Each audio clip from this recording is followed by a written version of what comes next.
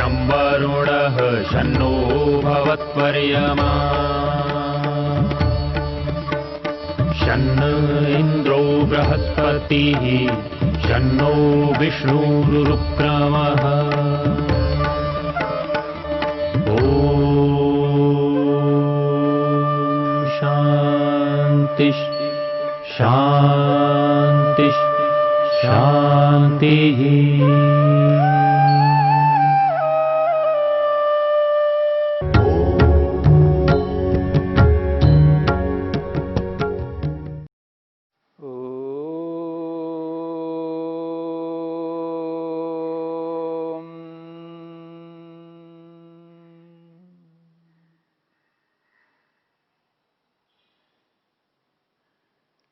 साधन पाद के 2 सूत्रों की चर्चा की गई।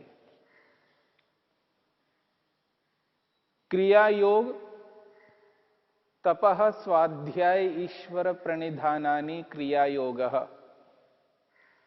क्रिया योग को लेकर के हमने विचार किया है। तप, स्वाध्याय और ईश्वर प्रणिधान को क्रिया योग कहा है। इस क्रिया योग की उपलब्धि को लेकर के, क्रिया योग के परिणाम को लेकर के महर्षि पतंजलि ने दूसरे सूत्र में स्पष्ट किया है, समाधि भावनार्थः क्लेश तनुकरणार्थश्च। क्रिया योग इसलिए करना है क्योंकि समाधि लगानी है। समाधि को प्राप्त करने के लिए क्रिया योग किया जाता है। क्रिया योग इसलिए किया जाता है जो क्लेश हैं उनको कमजोर करना है। क्लेशों को कमजोर करने के लिए और समाधि लगाने के लिए क्रिया योग किया जाता है। महर्षि पतंजलि ने दूसरे सूत्र में क्लेश तनुकरणार्थश्च कहा है। क्लेशों को कमजोर करने के लिए क्रिया योग किया जाता है। यहां क्लेश शब्द आया है। इस क्लेश शब्द को लेकर के विचार किया जा रहा है कि यह क्लेश क्या है, क्लेश किसे कहते हैं और इन क्लेशों को कमजोर क्यों करना है और ये क्लेश कितने हैं। इसलिए महर्षि वेदव्यास ने तीसरे सूत्र की भूमिका के रूप में स्पष्ट किया है, अथ के ते क्लेशाः। ते के क्लेशाः कियंतो वा इति। वे कौन से हैं क्लेश, किनको आप क्लेश कहना चाहते हैं और वो कितने हैं, वो कौन से हैं और कितने क्लेश हैं। इस क्लेश को लेकर के विचार किया जाए। ये जो क्लेश है, इस क्लेश का अभिप्राय क्या है। संस्कृत में क्लिश धातु से क्लेश शब्द बनता है। इस क्लेश शब्द का मूल धातु है, प्रकृति है, वो है क्लिश। और 2 धातुएं इसकी। क्लिश उपतापे, संताप करने वाले को क्लेश कहते हैं, यानी दुख देने वाले को क्लेश कहते हैं। क्लिशु विबाधने एक दूसरी धातु है। क्लिशु विबाधने, बाधित करने वाला, और वो भी विशेष रूप से बाधित करने वाला है। आत्मा को विशेष रूप से बाधित करने वाला होता है ये क्लेश, यानी विशेष रूप से दुख देने वाला होता है, पीड़ा देने वाला होता है, कष्ट देने वाला होता है। जो क्लिष्ट देने वाला है, पीड़ा देने वाला है, संताप देने वाला है, उसको क्लेश कहते हैं। अच्छा, केते क्लेशाः, वो कौन से हैं क्लेश। कियंतो वा इति, कितने हैं वो क्लेश। इसका समाधान महर्षि पतंजलि ने तीसरे सूत्र के रूप में दिया है। वो कहते हैं अविद्या अस्मिता राग द्वेष अभिनिवेशा पंच क्लेशा। वो कहते हैं अविद्या अस्मिता राग द्वेष अभिनिवेशा पंच क्लेशा। ये जो क्लेश हैं ये पंच यानी पांच हैं। पंच क्लेशा, पांच प्रकार के क्लेश हैं और उनका जो नाम है वो है अविद्या, यह पहला क्लेश है। अस्मिता दूसरा क्लेश है। राग ये तीसरा क्लेश है। द्वेष ये चौथा क्लेश है और अभिनिवेश ये पांचवा क्लेश है। अविद्या अस्मिता राग द्वेष अभिनिवेशा पंच क्लेशा, ये पांच प्रकार के क्लेश हैं। क्लेश जो है दुख देने वाले को कहते हैं, पीड़ा देने वाले को कहते हैं, संताप देने वाले को कहते हैं। और यहां इस क्लेश के पांच विभाग हैं और इन पांचों विभागों में क्लेशत्व है, क्लेशपन है, दुख देने का स्वभाव है, पीड़ित करने का, कष्ट पहुंचाने का स्वभाव इन पांचों क्लेशों में है। क्लेशत्व सामान्य के कारण से इनको क्लेश कहा जाता है। इन पांचों विभागों में क्लेशत्व यानी क्लेशपना है, इसलिए क्लेश कहने मात्र से इन पांचों विभागों का ग्रहण हो जाता है। और जब क्लेश शब्द के स्थान पर अविद्या शब्द का प्रयोग होता है, वह अविद्या शब्द पांचों विभागों के लिए होता है। क्लेश सता रहे हैं, अविद्या सता रही है। क्लेश सता रहा है, अविद्या सता रही है। जब क्लेश सता रहा है ये जब कहा जाता है तो पांचों विभागों के लिए कहा जाएगा। ऐसे ही अविद्या सता रही है ऐसा जब कहा जाता है तो पांचों विभागों के लिए कहा जाएगा। यानी यहां क्लेश शब्द जो प्रयोग किया जा रहा है पांचों विभागों के लिए, ठीक इसी प्रकार अविद्या शब्द क्लेश के स्थान पर जब प्रयोग किया जाता है तो पांचों विभागों के लिए किया जाता है। पांचों विभागों का सामूहिक नाम अविद्या भी है और इन पांचों विभागों में जो पहला विभाग है उसका नाम भी अविद्या है। और इन पांचों विभागों की अलग अलग परिभाषाएं करेंगे। महर्षि पतंजलि ने स्पष्ट रूप से इन पांचों विभागों की अलग अलग परिभाषाएं की है।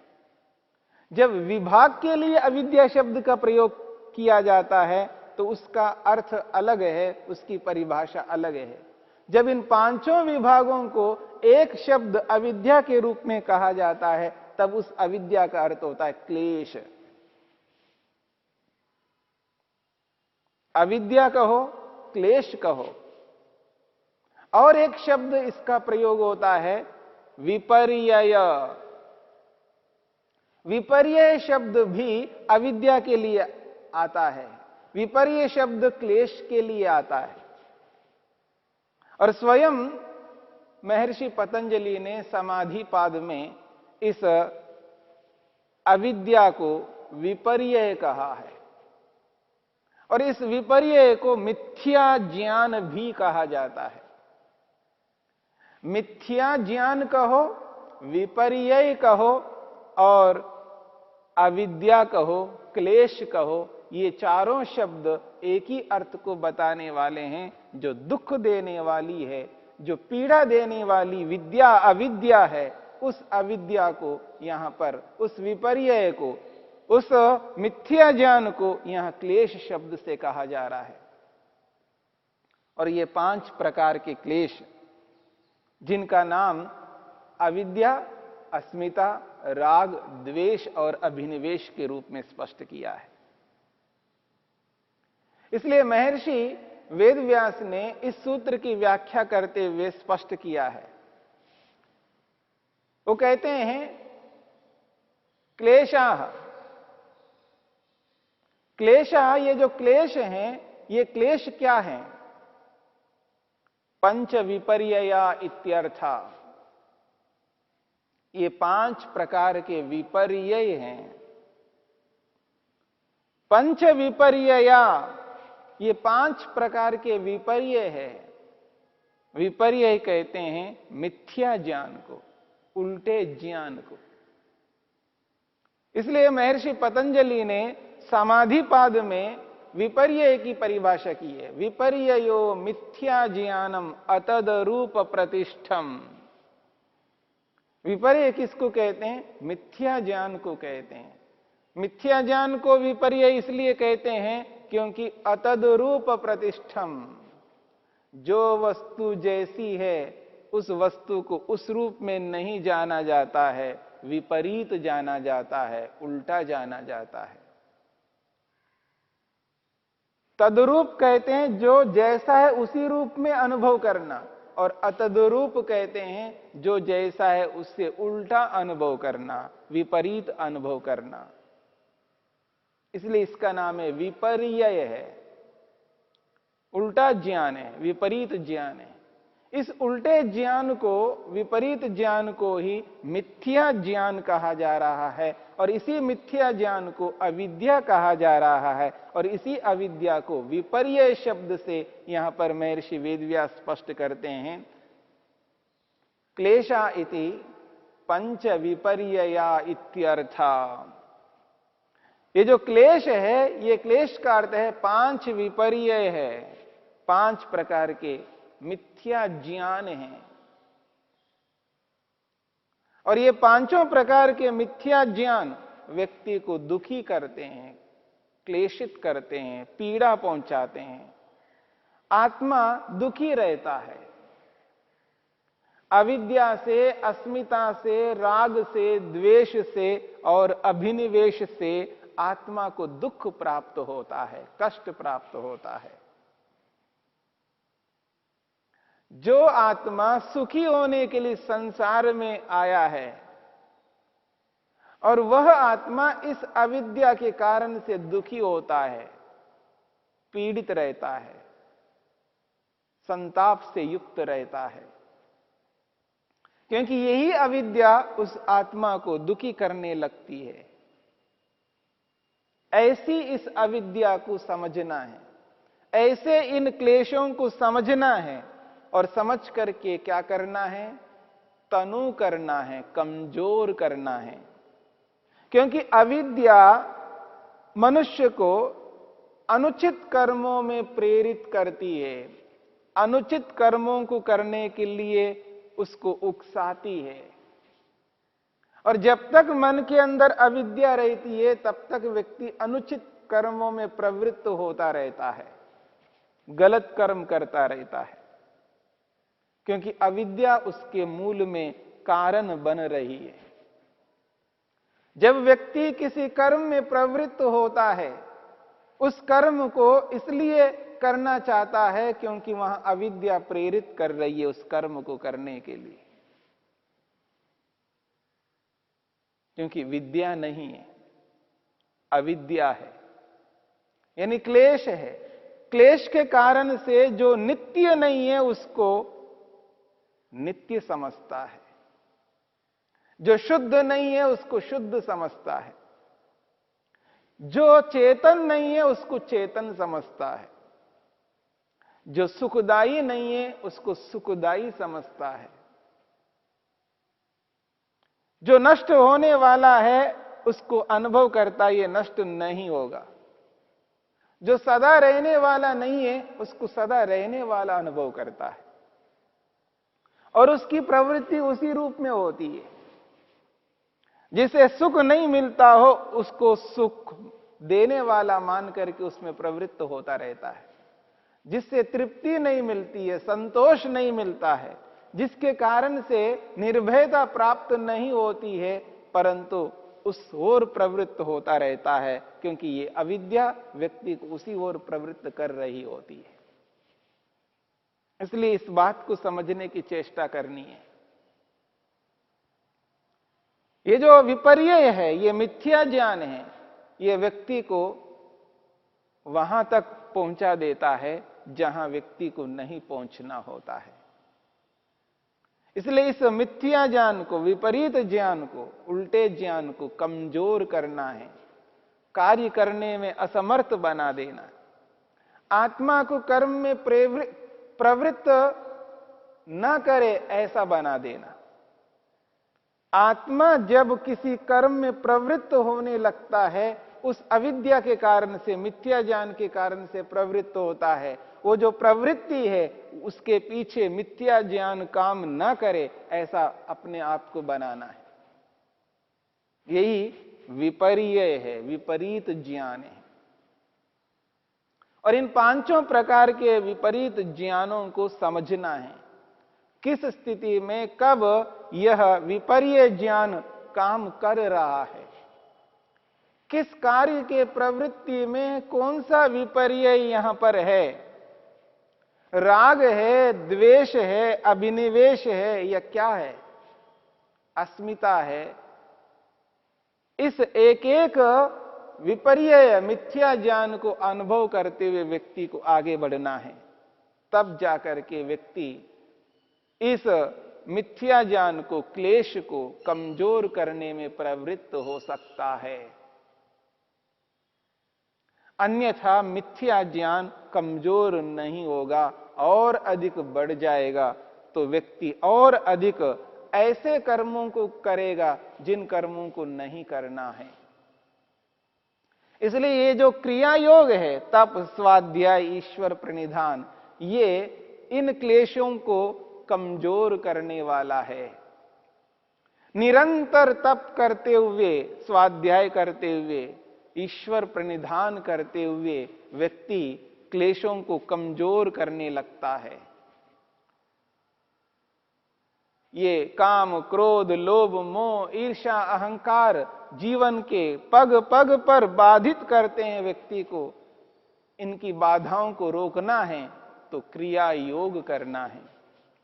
क्रिया योग के माध्यम से ही व्यक्ति इनको काबू कर सकता है, इनको रोक सकता है, इनको कमजोर कर सकता है। बिना क्रिया योग के इनको कमजोर नहीं किया जा सकता। और जब इनको कमजोर नहीं करेंगे, मनुष्य की जो प्रवृत्ति है वो पाप की ओर बढ़ती जाएगी। क्योंकि जिसके जीवन में ईश्वर प्रणिधान नहीं है वो व्यक्ति डरता नहीं है, याद रखना। जिसके जीवन में ईश्वर प्रणिधान नहीं है वो कभी नहीं डरता। हां, बलवान व्यक्ति के सामने तो डरता है, लेकिन बलवान व्यक्ति की अनुपस्थिति में उसको डर नहीं लगता, क्योंकि वो अंधेरे में कोई ना देखे उस स्थिति में वो गलत करना चाहेगा और पाप में प्रवृत्त होगा। उस पाप से रोकना है तो क्रिया योग को जीवन में धारण करना है।